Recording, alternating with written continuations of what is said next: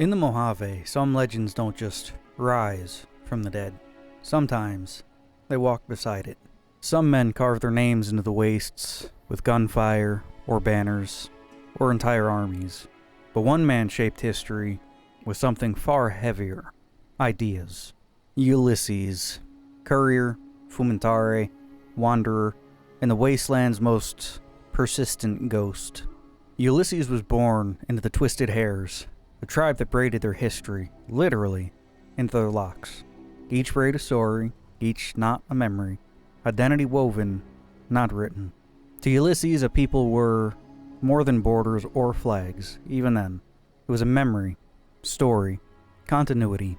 When Caesar came, he tore the Twisted Hares apart, strand by strand. Ulysses learned an early, brutal lesson. If your identity can be stripped, it was never strong enough. If your history can be rewritten, you never owned it. This would be the seed of his lifelong philosophy. History is not what happened. History is what you choose to remember, choose to enforce. Ulysses rose through the Legion, not through bloodshed, but through purpose. A fumentare who knew every canyon, every ruin, every hidden path. He obeyed the Legion's oldest rule: couriers are never to be killed. Message bearers carry the future. But witnessing Caesar's treachery, his crucifixion of Ulysses' tribe, etched another scar into the man's worldview. Nations built on force alone are nations waiting to collapse. Strength without truth is hollow. Still, Ulysses didn't abandon the Legion yet. He believed in symbols and direction, and Caesar's flag had a direction: forward. But at Hoover Dam, when Graham burned, Ulysses realized something. The bull wasn't a nation, it was a single man's will, and the nation that forgets its people, for its leaders, is already dying. And then, the divide changed everything. Ulysses discovered there was a community unlike anything he'd ever known. A patchwork of old world tech and new world hope, and hard, honest soil. It had no single ruler, no ideology forced on it. It grew because its people wanted it to grow. To Ulysses, the divide was the first true nation he had ever seen since the bombs had fell. Not the bear, bloated and confused, not the bull, united under fear, but a place where identity formed naturally. He saw in the divide what the Twisted Hares could have been, what the Mojave might still become. And then, one courier, one unknowing delivery, and one symbol bearing the weight of America destroyed it all. When the missiles burned the land, Ulysses died with it. Only his body survived. From that point on, he carved a new belief into himself. One person's path can reshape the entire wasteland. A single courier can end a nation, and a single idea can create a new one. Most men in the Mojave chased power. Ulysses chased memory. To him, America wasn't a government. It was not the Enclave's delusion. It was the identity of unity. Different tribes, different people brought into one purpose. He wasn't nostalgic for electricity or suburbs or pre-war comforts. He sought the soul of the old world. A fire strong enough to forge many tribes into one, but free enough to avoid the bear's bureaucracy and the bull's cruelty. He believed America could be reborn, but not through democracy or dictatorship or wealth, through identity, intent, and choice. And he feared the Mojave had forgotten how to choose its own destiny. It let House dictate it. It let the NCR regulate it. It let the Legion enslave it. And a land without an identity would become a battleground forever. And thus, Ulysses became obsessed with symbols, flags, ruins, roads, couriers. To him, symbols were weapons, sometimes sharper than knives. Ulysses hated the NCR, not because they were weak, but because they believed they were strong. To him, the NCR was a two-headed bear, pulling itself in opposite directions, never moving forward. They killed with bureaucracy, they spread thin and called it expansion. They protected people to death.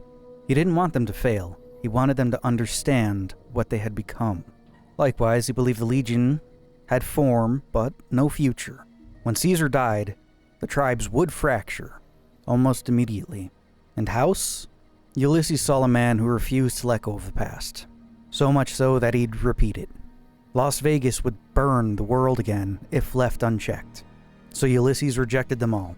Not because he was hopeless, but because he believed something better could arise. He did not know that back when he taught the white legs, something broke inside of him. When he saw them imitate him, braiding their hair like the twisted hairs, not out of respect for their culture, but as mimicry, hollow and childlike. It cemented a truth he had long suspected. A man is more than symbols. A tribe is more than clothing. A people are more than imitation. The Whitelegs didn't understand identity. They only understood brutality. When they sacked New Canaan, Ulysses realized he had become what Vulpes had once been to his people. It was the moment Ulysses broke from Caesar's true view forever.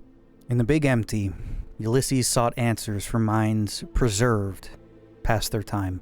He didn't find wisdom, he found madness. But in his rage, his demand that they remember history triggered something ancient in them. They spoke of America as if remembering a dream, and they pointed Ulysses toward the one place still capable of rewriting the wasteland.